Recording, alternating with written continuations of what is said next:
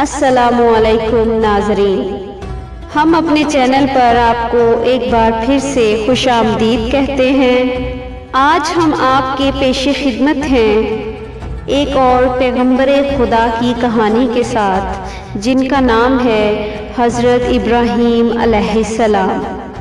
ناظرین، دین کی بات کو سننا اور آگے شیئر کرنا صدقہ جاریہ ہے، لہٰذا آج کی ویڈیو کو آخر تک دیکھیے گا اور اس کو آگے شیئر کرنا مت بھولیے گا۔ جزاک اللہ۔ ناظرین، حضرت ابراہیم علیہ السلام کا ذکر قرآن مجید میں 73 مقامات پر آیا ہے۔ حضرت صالح علیہ السلام کے بعد اللہ تعالیٰ نے حضرت ابراہیم علیہ السلام کو مبعوث فرمایا۔ ابراہیم علیہ السلام سام بن نوح کی نسل میں سے ہیں۔ حضرت ابراہیم علیہ السلام ایک عظیم پیغمبر ہیں۔ آپ علیہ السلام کو خلیل اللہ یعنی اللہ کا دوست بھی کہا جاتا ہے۔ آپ عراق میں پیدا ہوئے۔ آخری نبی حضرت محمد صلی اللہ علیہ وسلم حضرت ابراہیم علیہ السلام کی اولاد میں سے ہیں۔ حضرت ابراہیم علیہ السلام کے والد کا نام طارق تھا اور ان کا لقب آزر تھا۔ آزر کے معنی ہے مدد کرنے والا۔ وہ لوگوں کی غمخواری کرتے، اس لیے ان کا لقب مشہور تھا آزر۔ حضرت ابراہیم علیہ السلام کے بعد جتنے بھی پیغمبر آئے وہ سب ابراہیم علیہ السلام کی اولاد میں سے آئے۔ اسی وجہ سے آپ کو ابو الانبیاء یعنی پیغمبروں کا باپ کہا جاتا ہے۔ یہودیت، مسیحیت اور اسلام تینوں مذاہب میں حضرت ابراہیم علیہ السلام کو انتہائی قابل احترام اور قابل تعظیم سمجھا جاتا ہے، یہاں تک کہ مشرکین مکہ بھی خود کو ابراہیمی کہتے تھے۔ حضرت ابراہیم علیہ السلام نے بچپن ہی سے بتوں کی عبادت کی مخالفت کی۔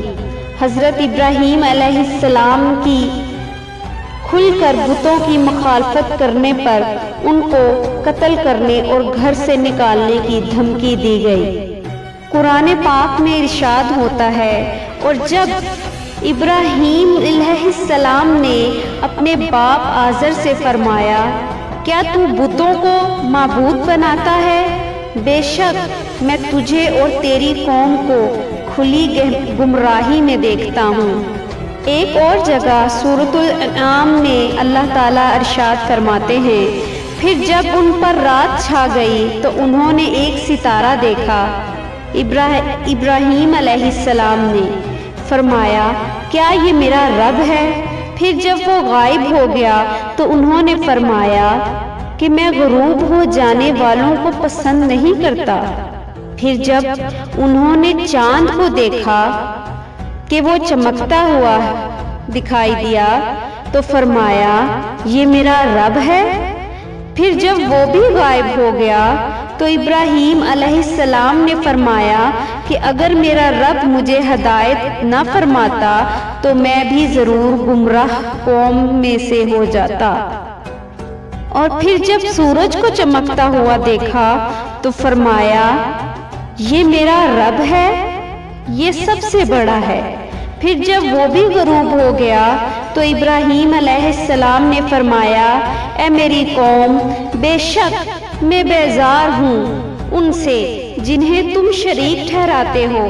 بے شک میں نے اپنا رخ کر لیا سب سے الگ ہو کر اسی کی طرف جس نے آسمانوں اور زمینوں کو پیدا فرمایا، اور میں مشرکوں میں سے نہیں ہوں۔ حضرت ابراہیم علیہ السلام نے ایک مرتبہ بت خانے میں جا کر بتوں کو ٹکڑے ٹکڑے کر دیا، اور آپ علیہ السلام کا نمرود بادشاہ کے ساتھ مناظرہ ہوا۔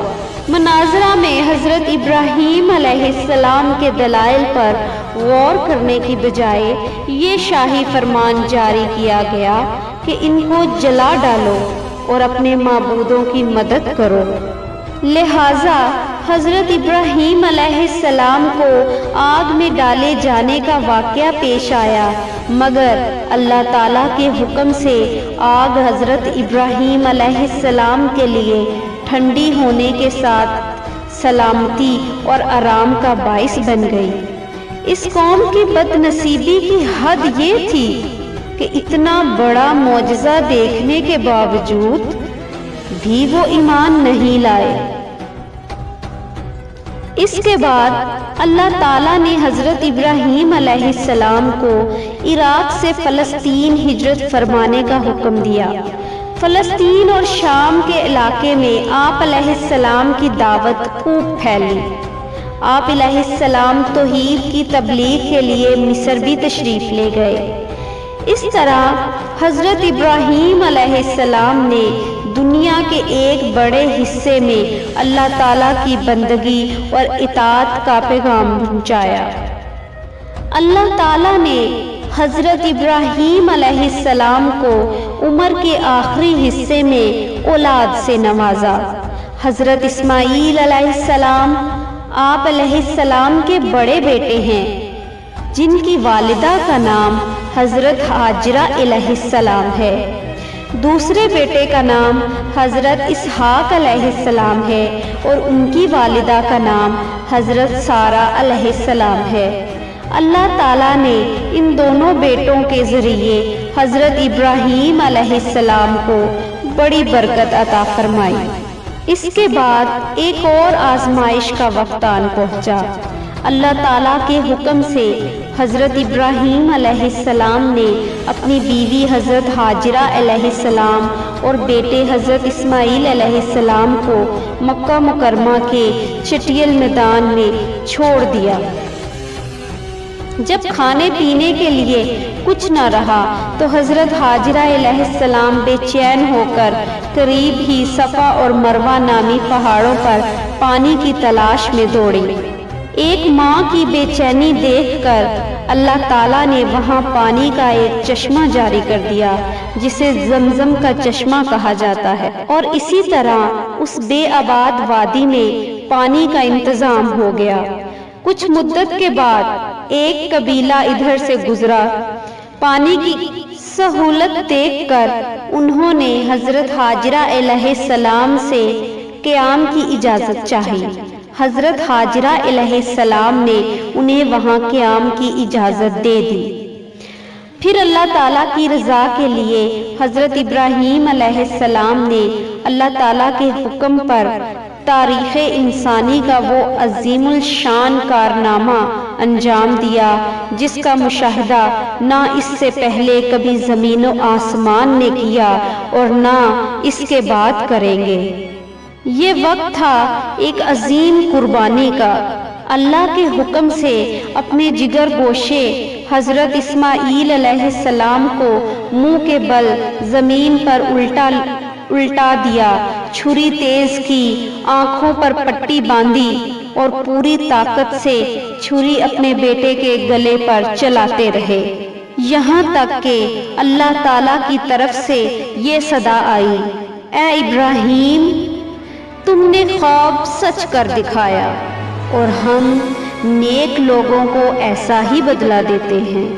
لہٰذا حضرت اسماعیل علیہ السلام کے بدلے جنت سے ایک مینڈھا بھیج دیا گیا، جسے حضرت ابراہیم علیہ السلام نے ذبح کر دیا، اور اللہ تعالیٰ نے آپ علیہ السلام کی قربانی قبول فرمائی۔ مسلمان ہر سال عید الاضحیٰ کے موقع پر سنت ابراہیمی پر عمل کرتے ہوئے جانوروں کو اللہ تعالیٰ کی راہ میں قربان کرتے ہیں۔ اس عظیم امتحان میں کامیابی کے بعد اللہ تعالیٰ نے حضرت ابراہیم علیہ السلام کو حکم دیا کہ دنیا میں میری عبادت کے لیے گھر تعمیر کرو۔ چنانچہ باپ بیٹے نے مل کر مکہ مکرمہ میں بیت اللہ شریف خانہ کعبہ کی تعمیر کی۔ بیت اللہ کی تعمیر سے فراغت کے بعد اللہ تعالیٰ نے حکم دیا کہ لوگوں میں حج کا اعلان کر دو۔